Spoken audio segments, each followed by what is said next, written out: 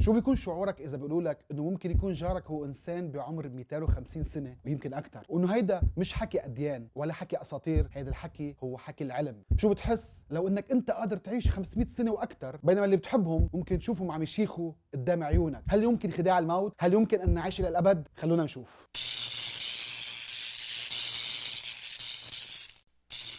بمارس 2015 كان الطفل الامريكي جاردل مارتن يلي بيبلغ من العمر سنتين الا شهرين عم يلعب مع اخواته برا البيت بمدينه ميفلبرغ بولايه بنسلفانيا. جاردل وقع بتيار جليدي وبقي 30 دقيقة تقريبا غرقان بالمي المجلدة لحد ما لقوا الجيران بلا نفس وبلا نبض. كان طاقم سيارة الإسعاف موجود باللحظة اللي لقوا فيها الطفل، وبدأ الفريق بالإسعافات المباشرة من أجل إنعاشه. استمرت الإجراءات ومحاولة إنقاذ حياة الطفل فوق الساعة و40 دقيقة، وبدأ أطباء الطوارئ بإقحام أنبوب وريدي لضخ سوائل دافئة بالجسم. حرارة جسمه وقتها كانت 25 درجة مئوية، وقرر الفريق الطبي مواصلة الإنعاش وضخ السائل. الطبيب المسؤول عن فريق الإنعاش بيعرف إنه الطفل جارديل مات من الناحية الموضوعية، بس ضل مصمم على عدم الاستسلام. نقلوا موظفين مستشفى الصبي لغرفة العناية حتى يتمكنوا من توصيله بجهاز القلب والرئة. مع الوقت وبسبب السوائل الدافئة ارتفعت درجة حرارة جسمه ل 28 درجة مئوية.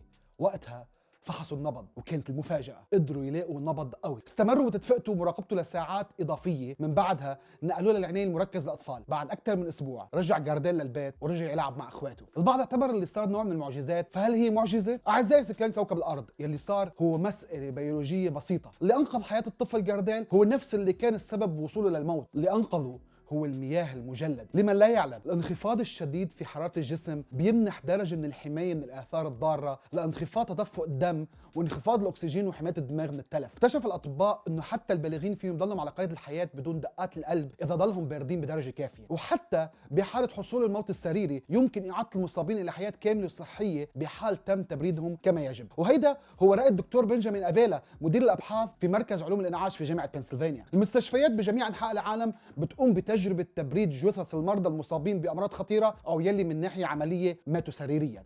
هذا الإجراء يلي ببين خطير صار اليوم نهج علاجي مقبول. بطليعة هيدي الجهود الدكتور سامويل تشيرمان أستاذ الجراحة بكلية الطب بجامعة ماريلاند استخدم الطريقة لأول مرة لخفض درجة حرارة جسم ضحية أصيب بطلق ناري من أجل الحفاظ على الأعضاء الحيوية بعد تعرضه لسكتة قلبية. يعني إذا تمكنا من تبريد الجسم بسرعة كبيرة بصير عندنا فرصة كبيرة كتير نوقف الضرر اللي بيصير بالدماغ والأعضاء الحيوية وكسب الوقت للجراحين لوقف النزيف أو أي بروتوكول طبي ثاني ممكن يكون السبب بإنقاذ حياة المصاب. الموت ما بيصير بسبب فقدان الدم فقط، ممكن يؤدي تلف الأنسجة بعد استئناف تدفق الدم، يعني عودة الأكسجين المفاجئ للأعضاء لإتلاف خلايا الجسم بشكل دائم بما فيها خلايا القلب، وهالشيء بيؤدي لقصور القلب المزمن. طبعا كلنا بنعرف إنه في حيوانات بتفوت بحالة من السبات الطويل بفصل الشتاء، هالشيء بيصير من خلال قيام أجسام هي الحيوانات بالتحكم بالأيض، شيء بيشبه موتور السيارة لما يخفف سرعة دورانه لأدنى حد من دون ما يطفي. الدكتور مارك روث المتخصص في الكيمياء الحيوية وعالم أحياء الخلية في مركز فريد هاتشنسون لأبحاث السرطان في سياتل بيشتغل على المرونة الأيضية، وبعد تجارب مختلفة لتقليل تلف الأعضاء في درجات حرارة منخفضة استقر روث على مادة يوديد الصوديوم يلي بتقلل من استهلاك الأكسجين للدرجة المطلوبة. قال إنه إذا حقن المركب عن طريق وريد المريض حيقدر يقلل الضرر على الأنسجة بنسبة 75%. نرجع مندور بفلك، هل بنقدر إعادة دماغ ميت للحياة؟ رئيس شركة بايوكوار للتكنولوجيا الحيوية إيرا باستور حصل على الإذن من المعاهد الوطنية للصحة بأمريكا للعمل مع 20 مريض ماتوا سريريا ولا يزالون على قيد الحياة فقط من خلال نظام دعم الحياة لتجربة ما إذا كان حقن الخلايا الجذعية وتحفيز الأعصاب والعلاج بالليزر يمكن أن يعكس موت الدماغ السريري. والهدف من التجربة كلها بث حياة جديدة في الخلايا الميتة، إلا أنه فكرة إيقاف الموت بعدها سؤال حقيقي رغم كل هالتطور العلمي. باحثون من جامعة أوهايو طوروا شريحة يمكن تطبيقها على الجلد بتحول خلايا الجلد إلى عناصر من أي عضو في الجسم. يمكن هالتقنية اللي بسموها تقنية الأنسجة النانوية الجديدة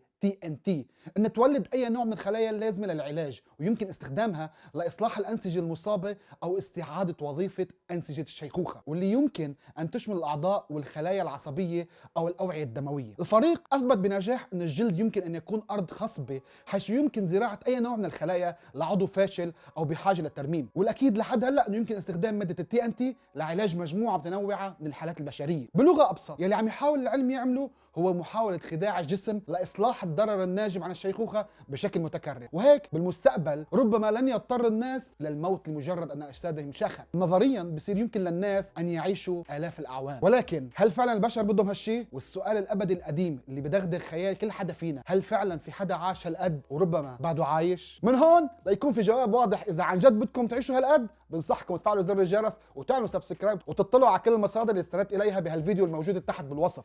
إذا حبيتوا المحتوى لا تنسوني بالتعليقات ونشر الفيديو بين أصحابكم. من هون للحلقة الجاية بترككم بأمان وسلام.